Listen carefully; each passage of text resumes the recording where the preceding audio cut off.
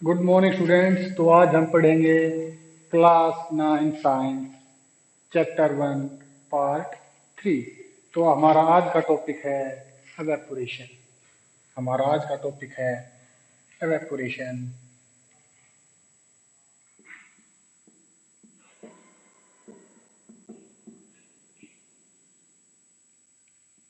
तो एवेपोरेशन क्या होता है? एवेपोरेशन लिक्विड का वेपर में बदलना होता है। तो जब हम पानी को बॉयल करते हैं तो भी लिक्विड वेपर में चेंज हो रहा होता है, लेकिन तब हम उसको एवेपोरेशन नहीं बोलते, हम उसको बॉइलिंग बोलते हैं।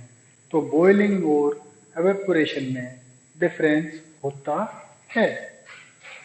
तो टेक्निकली एवेपोरेशन क्या होता है? हिंदी में इसको वाष्पन बोलते हैं। हिंदी में इसको वाष्पन बोलते हैं। Evaporation is the phenomena of vaporization of a liquid at any temperature below its boiling point। तो अगर हम इसको हिंदी में समझे तो कह सकते हैं कि किसी भी लिक्विड का उसके बॉइलिंग पॉइंट से नीचे लिक्विड से वेपर के अंदर बदलना एवेपोरेशन कहलाता है। हम सभी ने देखा है कि सर्दियों में जब हम किसी पानी के तालाब के पास से गुजरते हैं तो हमें उसके ऊपर वेपर्स उठती दिखाई देती हैं। ये फेनोमेना हम सब ने देखा हुआ है। तो उस टाइम पर हम एवेपोरेशन को देख रहे होते हैं, क्योंकि उस टाइम पर जो टेम्परेचर होता है वो काफ़ी कम होता है, 7-8 डिग्री के आसपास। लेकिन उसके बाद भी लिक्विड वेपर स्टेट के अंदर जा रहा है, तो इसको हम बोलते हैं एवेपोरेशन। तो एवेपोरेशन क्या होता है? किसी लिक्विड का लगातार अपने आप लिक्विड से वेपर स्टेट में जाना, उसके बॉइलिंग पॉइंट से नीचे, उसके बॉइलिंग टेम्परेचर से नीचे, उसको हम एवेपोरेशन कहते हैं। और ये फेनोमेना हमने सर्दियों में देखा हुआ भी है। कहीं पर भी पानी होगा तो हमें उसके अंदर से वेपर निकलती दिखाई देती हैं सर्दियों के मौसम में। और उस टाइम पर जो वाटर का टेम्परेचर है वो बॉइलिंग पॉइंट से काफी नीचे होता है। सॉरी।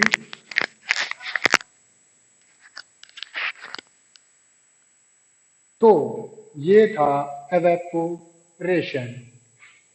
अब हम पढ़ेंगे फैक्टर अफेक्टिंग एवेपोरेशन, और हम उनको एक एक करके डिस्कस करेंगे। Number 1, temperature.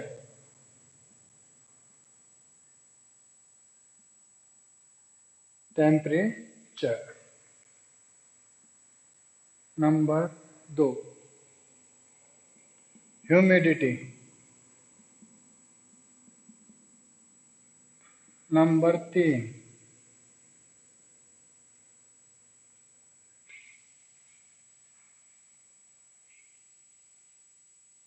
Speed of wine. Number 4, surface area. तो फैक्टर्स फैक्टर्स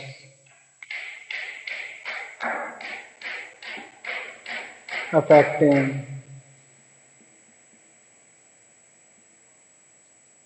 एवेपोरेशन।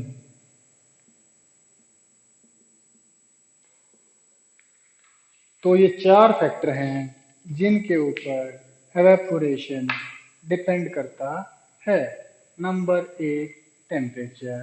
तो हम सबको पता है कि अगर टेम्परेचर ज़्यादा होगा तो एवेपोरेशन भी ज़्यादा होगा। ज़्यादा टेम्परेचर पर, ज़्यादा तापमान पर ज़्यादा वेपर बनती हैं, ज़्यादा भाप बनती है। तो जैसे ही टेम्परेचर बढ़ेगा, एवेपोरेशन भी बढ़ेगा। अगर टेम्परेचर बढ़ेगा तो एवेपोरेशन भी बढ़ेगा। ह्यूमिडिटी, इसको हिंदी में नमी या आर्द्रता आर्द्रता बोलते हैं। नमी या आर्द्रता बोलते हैं। तो हवा में जितनी ज़्यादा ह्यूमिडिटी होगी, जितनी ज़्यादा नमी होगी, उतना ही इवेपोरेशन कम होगा।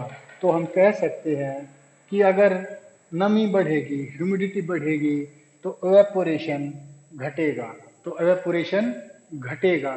हम देख सकते हैं कि कपड़े गर्मियों में ज़्यादा जल्दी सूखते हैं बजाय बारिश के मौसम में, क्योंकि गर्मियों में हवा में नमी की मात्रा काफ़ी कम होती है और बारिश के मौसम में हवा में नमी की मात्रा काफ़ी ज़्यादा होती है और इसीलिए एवेपोरेशन भी काफ़ी कम होता है और हमारे कपड़े एवेपोरेशन के द्वारा ही सूखते हैं।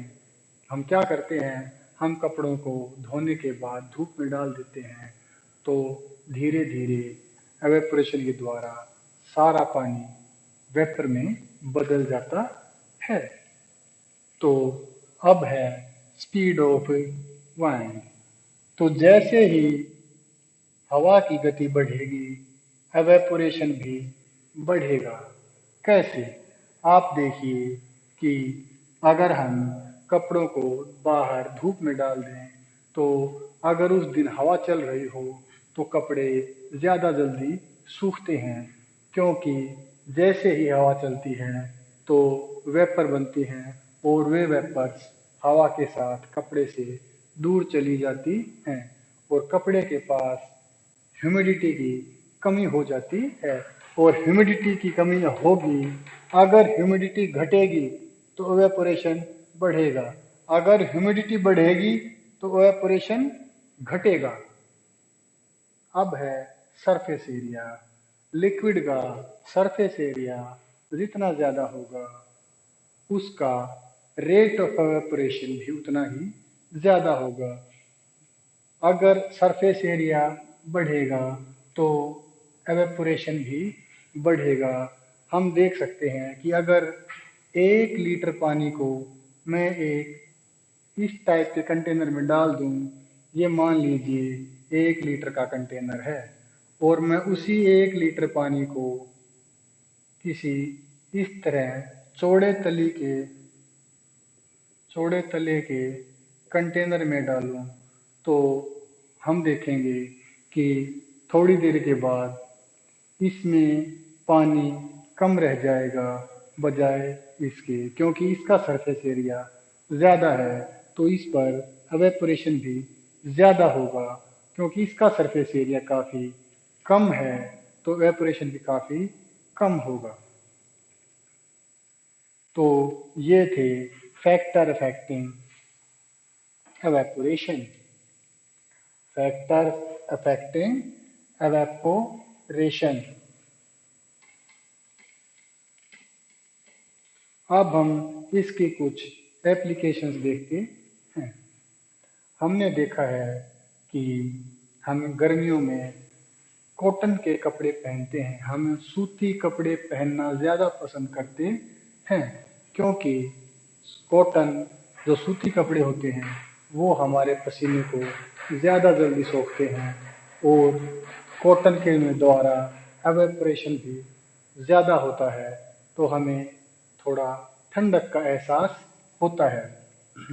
इसी तरह गर्मियों में मटके का पानी ज़्यादा ठंडा होता है बजाय किसी मेटल के कंटेनर में। हम कह सकते हैं गांव में जैसे बोलते हैं हम टोकनी, या किसी भी कंटेनर कोई भी नाम दे देते हैं। तो अगर किसी मेटल के बर्तन में डाल देंगे तो वो कम ठंडा होगा। क्यों? क्योंकि मिट्टी के बर्तन, मिट्टी के घड़े में छोटे छोटे छेद होते हैं और उनसे थोड़ा थोड़ा पानी रिसता रहता है। और वो पानी, अगर मान लीजिए ये कोई मटका है,